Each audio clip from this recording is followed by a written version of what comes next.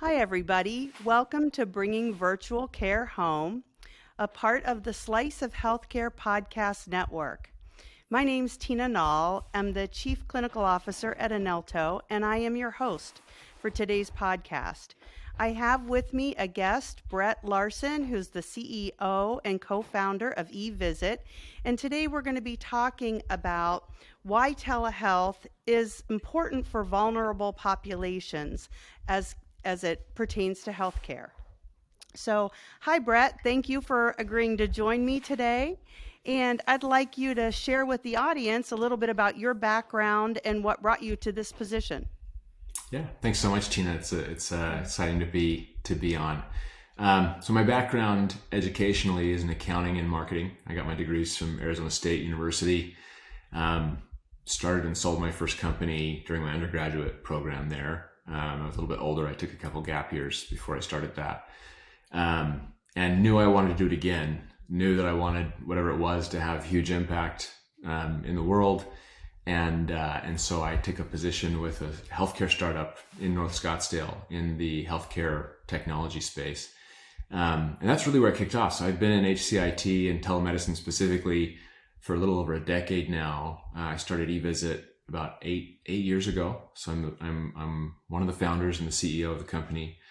And I've worked for the last 8 years to simplify healthcare delivery to everyone everywhere. eVisit started as the idea that one of the two main rights that we should have as human beings is the availability and access to qualified care.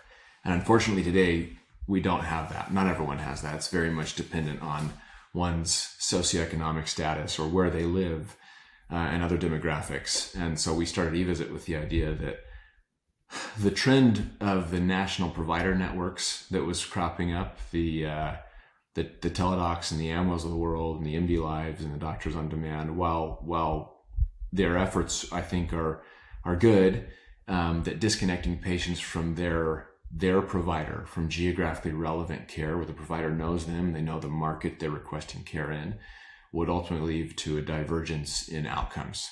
And so eVisit, we focus on selling to large enterprise health systems and helping them advance their care delivery strategy and provide better access to the consumers in their market. Wow, that's great. And 8 years you've been doing this. So you started this ahead of the pandemic as well. Yeah. Very interesting that you identified that need, and great. So can you tell us, in your opinion, what the future of healthcare in the home will look like? Yeah, so I think the future of healthcare is in the home, and I think there are a couple of trends that are driving that, right? If you look specifically at the profitability of ambulatory, for example, it's not there. On average, health systems lose $150,000 per provider per year in ambulatory. There's a need to push care back into a setting where, one, it can be profitable, two, it can be monitored, and three, it doesn't compromise outcomes. And actually, if you look at the data, we're actually seeing, in certain pilot scenarios where even in acute settings where care is being pushed back into the home or introduced back into the home, that outcomes are improving, that healthy patients, the days they live increase, their quality of life is better, they're closer to those who love and care about them. Overall, I think it's a trend that we'll see continue, and especially as we validate it, right? We want to make sure that we're doing it safely, but that's a big trend that we're seeing, and I think we'll continue to see that move in that direction. Yeah, I absolutely see that happening, moving patients out of hospitals with limited bed capacity as shown by the pandemic, and having it be an extremely expensive place to render care. So, yeah. So in addition to telehealth, what other technologies are critical to the future of healthcare in the home? So healthcare in the home is really dependent on connectivity and access, right? So as you think about, a lot of us are already wearing the peripheral devices, using the technology that needs to be introduced, right? I step on a connected scale every morning, when I get out of bed. I wear my Apple Watch, which can track my pulse ox and my heartbeat, and there's my blood pressure. Like there's connected blood pressure cuffs. TytoCare, a company in the space, is doing a lot by way of connected health devices. So I think you'll see a lot of those things introduced in a way that allows providers to monitor and track patient progress. Healthcare is getting smarter, right? The technology that we're using is more informed. We have more data. The data is better addressed, better analyzed, and we're seeing a lot of those things come together. So I think it's an ecosystem of technologies, but I think most importantly, they need to be introduced naturally, right? Like as much as we can incorporate them into things that we already use, our Apple Watches, our Fitbits, our Android watches. I think that's where we start to see the trend really take off, when it's a more natural introduction, right? When it's things that you don't have to go out and buy a separate device, i.e. more accessible. Yeah. And cell phones are not a thing of the past, even for the most vulnerable of populations. And so that introduces technology in a way that other devices don't become as intimidating, I guess. So Yeah. we've really kind of moved that platform. So can you share one or two success stories that would showcase healthcare in the home?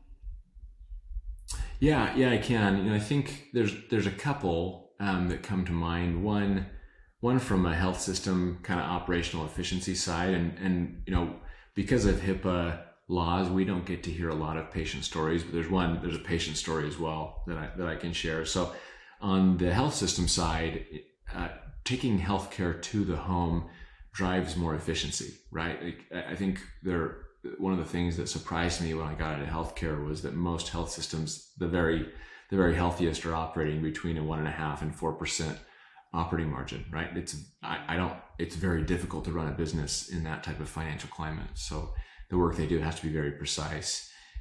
We're seeing that the efficiencies gained by bringing care into the home is driving massive operational leverage, right? They're being able to meet increased need and demand with a fraction of the staff, right? So it's increasing capacity significantly. We've got a customer who during the pandemic saw an adoption. I think that their adoption rose, right? They were already doing telemedicine. They had done, frankly, very well at it, but their adoption increased by 300% over in a 2-month period, and they actually saw a 21% increase in staff capacity, right?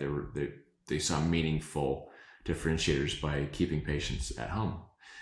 Those were more outpatient issues altogether, but the same goes for what would historically or typically be inpatient scenarios, right? You get more efficiency, patients get better faster. It's a meaningful impact.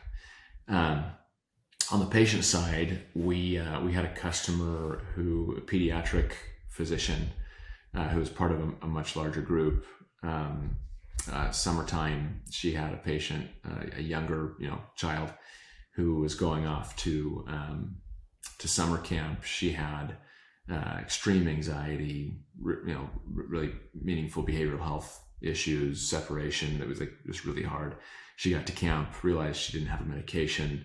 The physician was able to pipe in remotely, assess the patient, make sure that there was no danger, that she was safe, fill the prescription, get it to her. And this patient was able to stay at summer camp as a child. The impact of failing, right? Going home, not finishing out the summer, all those things that can have, there's a lot of things that come along with that. And so the impact of that was significant. We've had other providers who've let us know that they've literally saved patient lives who were dealing with behavioral health issues that were suicidal, and they were able to get on and coach them and work with them and check their med levels. And so the impact, it's nice. A lot of times we see things at a macro level, right? We see the overall impact it's had, but what a difference that makes to that individual, to the individual's family, right? The impact that has. So it's been really, I think, one of the great things about working in the healthcare industry is it is so mission driven. You get to see the impact it has on human lives on a daily basis.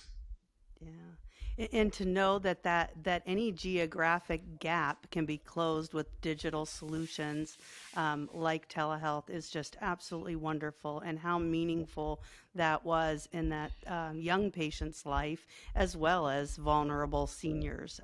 Yeah. Great examples. Thank you for sharing those. And your first story related to staffing with the nursing shortage that is going on, and soon to be a provider shortage as well. Any way that we can within healthcare use our resources more efficiently is a wonderful thing. So Yeah. thank you for that. So what's next for eVisit? So there are a couple of trends that we're identifying in the market. The first is I think when the pandemic hit everyone, the assumption was that it changed telemedicine for forever, right? It accelerated us by 20 years, that we were never going to go back. We're seeing overall, if you look at public filings and utilization rates through payers and all the data that's available, we're seeing utilization rates normalize between 8 and 12% of where it was at the peak of the pandemic. What I think the pandemic actually accelerated was the consumerization of care, right? As consumers, as patients, we became consumers. We started to look, we couldn't get in for the most part to the providers were used to seeing, right? We were locked down.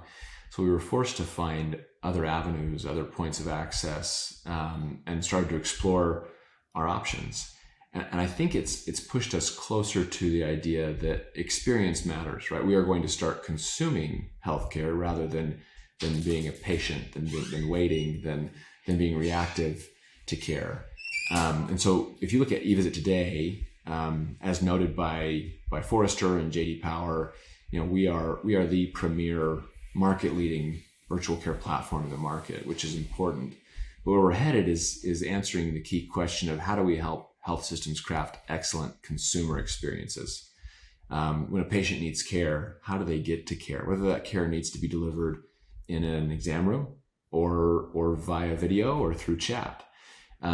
It's not so much about where the care happens, so long as much as it's about that the care happens and that the setting that it happens in is appropriate. So if I have a sinus infection and it's clearly a sinus infection, a chat-based interaction might be completely appropriate. If the symptoms lean more towards meningitis, I should probably be in an urgent care or emergency room setting, right? And so there's a wide gap there today. So you'll see eVisit become more of a care orchestration platform. How do we help patients find the right care for what they're experiencing? How do we help health systems craft excellent consumer experiences to guide their consumers to that right point of care? Yeah, great. I feel like what the pandemic also did for us was convince anyone who was skeptical about whether or not care could be provided digitally through telemedicine or other means. It removed any shred of doubt that we could do that and do it successfully. So that was a great outcome to a horrible situation that we all lived through. And I'm glad that we're on the other side of it, or almost on the other side of it. So yeah, I think catalytic events in healthcare happen only so often, right? And they're either initiated by legislation or by what we see at the time as crises, right? And so I think the silver lining of the pandemic is it pushed, and you need to understand in healthcare, innovation needs to be managed carefully, right? Because we're dealing with humans' lives where there's risk associated, but it focused us as an industry really intently on how do we meet a need while still ensuring that the quality can be maintained. And so I think it's been, for us at eVisit, it was a great to see how we could lean in and really help our community and drive that doctor-patient, provider-patient relationship and closer and maintain it. So it's been an interesting few years, but really rewarding. Right. And I also feel like being able to understand a patient's home environment helps us be more successful in rendering care that's meaningful for them too. So we Yeah. get a peek into that environment and can do great things because of it. So before we close today, Bret, do you have anything more that you'd like to share with our audience about eVisit or your experience in this telehealth space? I don't think so, Tina. I appreciate the opportunity to come on the show and spend a little bit of time together. If the audience wants to know more about how eVisit can help their health system or their provider group increase patient flow, maintain relationships, they can go to the website. They can request for more information. We'd be happy to talk through what we're seeing and how we're seeing it work, and happy to be a resource there. Yeah, well, best of luck to you.